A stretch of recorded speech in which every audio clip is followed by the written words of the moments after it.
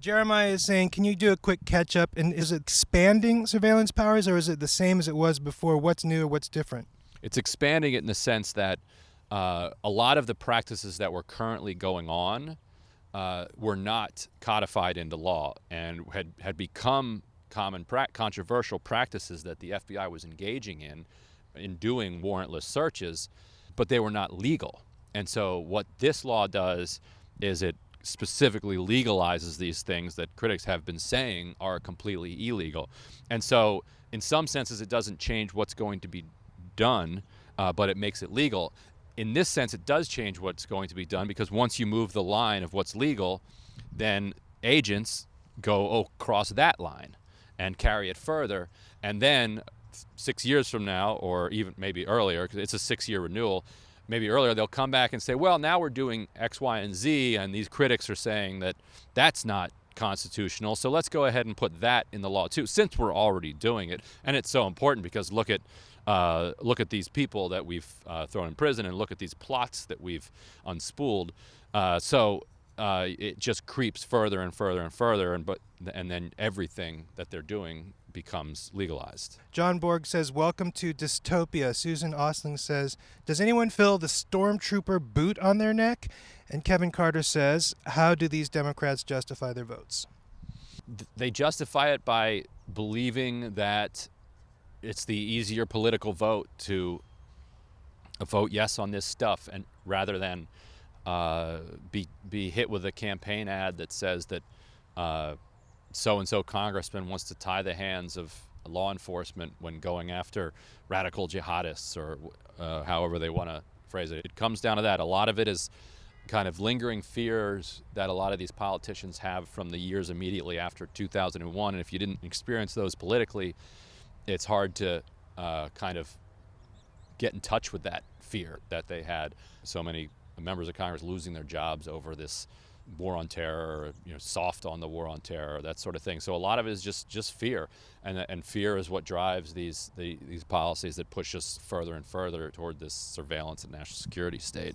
I wonder if people are thinking, well, Trump doesn't really have a very firm grip on the whatever. Well, today he tweeted against the bill. Right. But then he changed his mind. He didn't change, yeah. And you could tell, though, that the second tweet wasn't written by him, because all the capitalization was right. Oh. The spelling was correct. So here's Trump. House votes on controversial FISA Act today. Act in all caps. So there's your first capitalization error. So clearly he's watching TV. Something about this bill came up. If a conversation innocently picked up by domestic spies reveals a criminal act. Unrelated to terrorism. Correct. Totally unrelated to terrorism.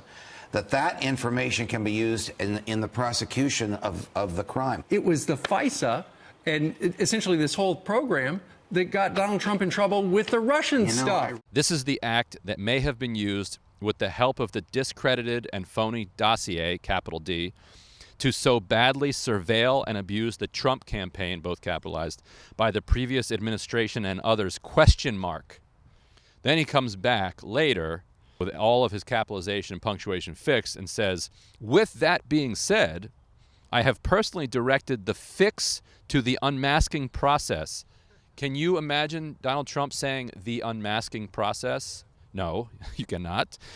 Since taking office, that's not even a phrase that he uses, since taking office. He would say something like, since I beat crooked Hillary. And today's vote is about foreign surveillance of foreign bad guys on foreign land. There's somebody trying to pretend that they are Trump and not doing a very good job of it. Oh, he's going to throw in foreign all the time, and that'll make it work. Then he says, we need it, exclamation point, get smart, exclamation point. Lame attempts to try to mimic Trump.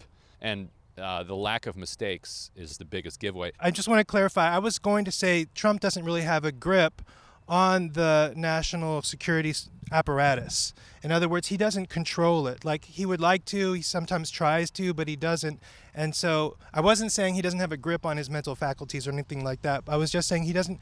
I think that perhaps Democrats feel like empowering the surveillance apparatus is not empowering Trump. They feel like it might even be empowering a national security community that is in many ways at odds with Trump. Right, enemy of my enemy is my friend. That certainly could be the reasoning going through the heads of some of these Democrats, that the alliance with the so-called deep state may be tightening. Jody Albert on Politics is saying so much for the Fourth Amendment. What do you think? I mean, it's still there on the books, but yes, it's been chipped away at and chipped away at, and we're at a place now where FBI agents, if this passes, have legal ways to sift through all of this extremely personal data and do with it as they think they can get away with.